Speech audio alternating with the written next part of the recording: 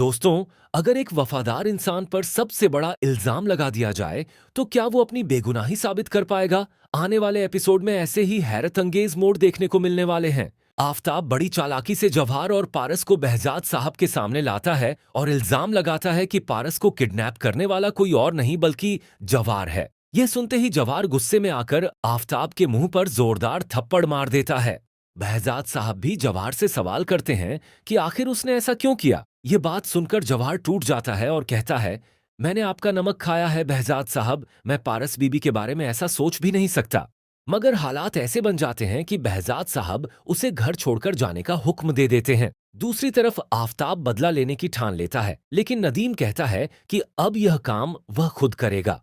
नदीम अपने आदमियों के साथ पारस के चाचा के घर पहुंचता है, सबको धमकाता है और सलमा को किडनैप कर लेता है। फिर वह धमकी देता है कि अगर बहजाद साहब के सामने जाकर यह गवाही नहीं दी गई कि जवाहर ने ही पारस को किडनैप करवाया था, तो सलमा को जान से मार दिया जाएगा।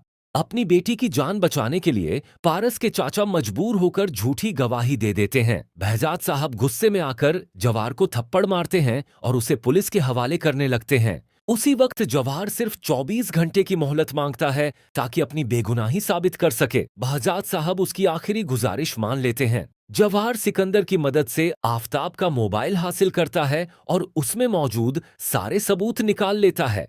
इन सबूतों से साबित हो जाता है कि पारस के किडनैपिंग का असली मास्टरमाइंड आफताब ही था, जो बहजाद साहब की जायदाद हथियाना चाहता था।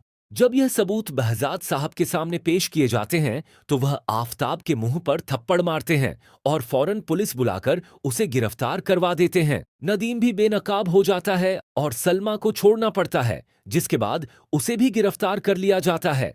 बाद में बहजाद साहब जवाहर के सामने पारस के रिश्ते की बात रखते हैं, लेकिन जवाहर यह कहकर इनकार कर देता है कि उसकी मंगनी पहले ही रेशम से हो चुकी है। यह सुनकर पारस का दिल टूट जाता है, क्योंकि वह भी जवाहर से मोहब्बत करने लगी थी। जवाहर अपने गांव वापस चला जाता है, लेकिन जल्द ही खबर मिलती है कि नदीम और आफताब जेल से फरार हो चुके हैं और पारस की जान खतरे में है। बहजाद साहब फौरन जवाहर को कराची वापस बुलाते हैं। जवाहर अपनी जान पर खेलकर पारस को बचा लेता है और आखिरकार उससे शादी करने का फैसला कर लेता है।